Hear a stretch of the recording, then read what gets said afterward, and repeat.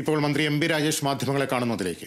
പരാതിയുടെ മുകളിൽ ഞങ്ങളോട് വിശദീകരണം ചോദിക്കട്ടെ, ഞങ്ങൾ വിശദീകരണം കൊടുത്തോളാം. ഞങ്ങൾ കൊടുത്തോളാം. ഞങ്ങൾ പറഞ്ഞതിൽ എന്തെങ്കിലും പ്രശ്നമുണ്ടെങ്കിൽ ഷാഫി കേസ് കൊടുക്കട്ടെ എന്ന് പറഞ്ഞല്ലോ. എന്താണ് ഈ പരസ്യത്തിലെ എതിർപ്പുണ്ടെങ്കിൽ? അല്ല, സന്ദീപിന്റെ ഫേസ്ബുക്ക് പോസ്റ്റുകൾ പബ്ലിക് ഡൊമൈനിൽ ഉള്ളത് മാത്രമാണ് വന്നിട്ടുള്ളത്. ഞാൻ ചോദിക്കുന്നത്, ഇത് പബ്ലിക് ഡൊമൈനിൽ എത്രയോ കാലമായിട്ടുണ്ട്.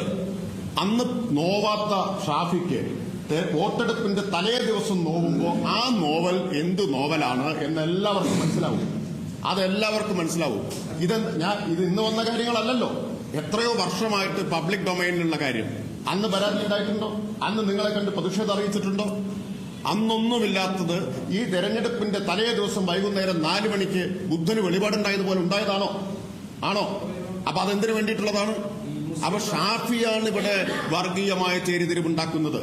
അതാ പറഞ്ഞത്, ഒരു ഭാഗത്ത് എസ് ഡി പി ഐയുടെ കയ്യും പിടിച്ച് ജമാഅത്തെ ഇസ്ലാമിയുടെ ഒക്കത്ത് കയറിയിരിക്കുന്ന ഷാഫിയെ, അതെ, സന്ദീപ് വാര്യരെ ചേർത്തും പിടിക്കുന്ന ഷാഫിയെ പാലക്കാട്ടുകാർ തിരിച്ചറിയും. ഞാൻ ചോദിക്കട്ടെ, ഈ മുസ്ലിം പത്രം ഞാൻ ഒരു കാര്യം നോക്കട്ടെ, രമേശ് മനോരമയാണല്ലോ.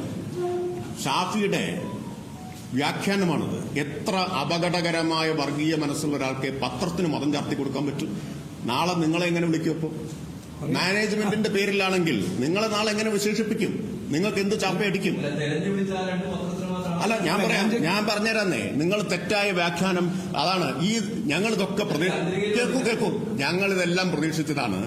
കാരണം ഇത് കുറച്ചു കാലമായിട്ട് കേരളം കാണുകയാണ്. തെരഞ്ഞെടുപ്പ് ദിവസം രാവിലെ അല്ലെങ്കിൽ തൊട്ടു തലേന്ന് ഇത്തരത്തിലുള്ള വിവാദം ഉണ്ടാക്കൽ. ഇപ്പൊ പാലക്കാട്ട് എന്തുകൊണ്ട് വിവാദം ഉണ്ടാക്കേണ്ടി വന്നത്? ഇന്നലത്തെ കുട്ടിക്കല്ലാശം കഴിഞ്ഞപ്പോൾ ഞങ്ങൾക്ക് ഉറപ്പായിരുന്നു ഇന്ന് വിവാദം ഉണ്ടാക്കിയിരിക്കും എന്നുള്ളത് ഉറപ്പായിരുന്നു.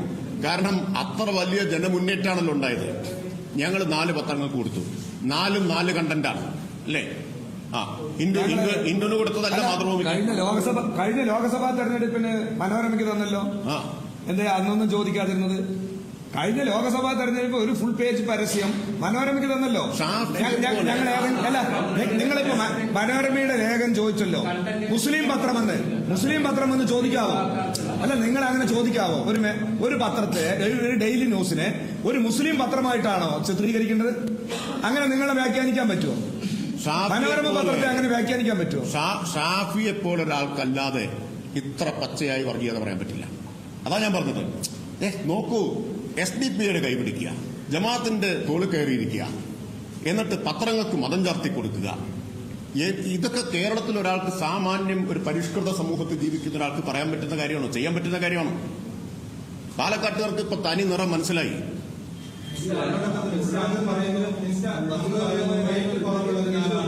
അത് രാവിലത്തെ വാർത്താ സമ്മേളനത്തിൽ തന്നെ പറഞ്ഞല്ലോ. ഉള്ളടക്കത്തിൽ ഞങ്ങൾ പറഞ്ഞ സന്ദീപ് വാര്യയുടെ ഫേസ്ബുക്ക് പോസ്റ്റും വീഡിയോ ക്ലിപ്പുമായി ബന്ധപ്പെട്ട കാര്യത്തിൽ ഞങ്ങൾ എന്തെങ്കിലും പുതിയതായി ചേർക്കുകയോ അല്ലെങ്കിൽ അതിനെ വളച്ചൊടിച്ച് പ്രചരിപ്പിക്കുകയോ ചെയ്തിട്ടുണ്ടെങ്കിൽ ചാലഞ്ച് ചെയ്തല്ലോ രാവിലെ. കേസ് കൊടുക്കട്ടെ, നിയമ നടപടി സ്വീകരിക്കട്ടെ. നിങ്ങൾ ഞങ്ങളോട് നന്നായിട്ട് ചോദ്യം ചോദിക്കുന്നു, സന്തോഷം. ഷാഫിയുടെ ചോദ്യം ചോദിക്കാനിടയുള്ള ആരെയും പങ്കെടുപ്പിക്കുന്നില്ലെന്നാ കേട്ടത് അല്ലെ? നിങ്ങൾ പോകുന്ന ആളുകൾ ചോദിച്ചോ? LDF ആവർത്തിച്ച് ചോദിക്കുന്നു, SDPI വോട്ട് വേണ്ടെന്ന് പറയുമോ? എന്താണ് അഭിപ്രായം? ചോദിച്ചോ? ഉത്തരം കിട്ടിയോ? പിന്നെ ജമാഅത്തെ ഇസ്ലാമിയുമായിട്ടുള്ള കൂട്ടുകെട്ടിനെ കുറിച്ച് ചോദിച്ചോ? ഉത്തരം കിട്ടിയോ?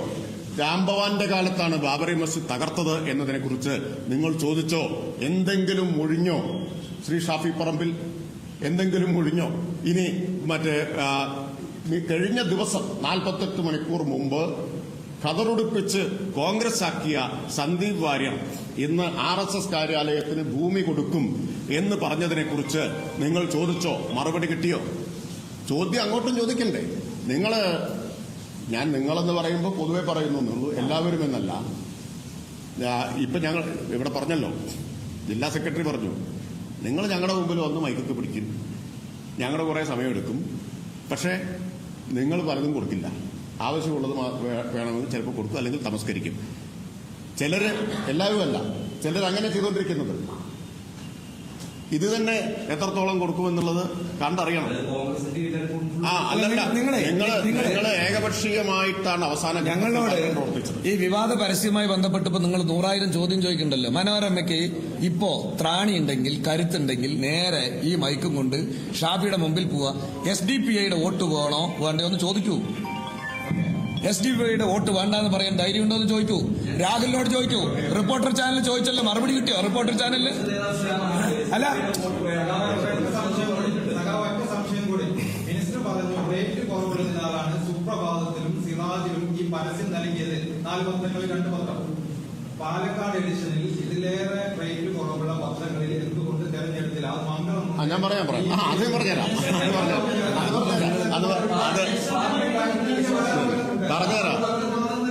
ശരി, ഞാൻ മനോരമ ന്യൂസിന്റെ പ്രതിനിധി അവിടെ ഒരു ചോദ്യം ചോദിക്കുന്നത് കണ്ടില്ല ഞാൻ. പക്ഷെ ഞാൻ ചോദ്യം ചോദിക്കാൻ പറ്റുന്നത് ഞങ്ങളോടെ ഉള്ളൂ എന്ന് അറിയുന്നതുകൊണ്ടാണ്. നല്ല കാര്യമാണ്. അവിടെ കേട്ടെഴുത്ത് മാത്രമേ ഉള്ളൂ, ചോദ്യം ഇവിടെ മാത്രമേ ഉള്ളൂ. അപ്പോ നല്ല കാര്യം കേൾക്കൂ. ഞങ്ങള് നോക്കിയത് റേറ്റും ഒപ്പം സർക്കുലേഷനുമാണ്.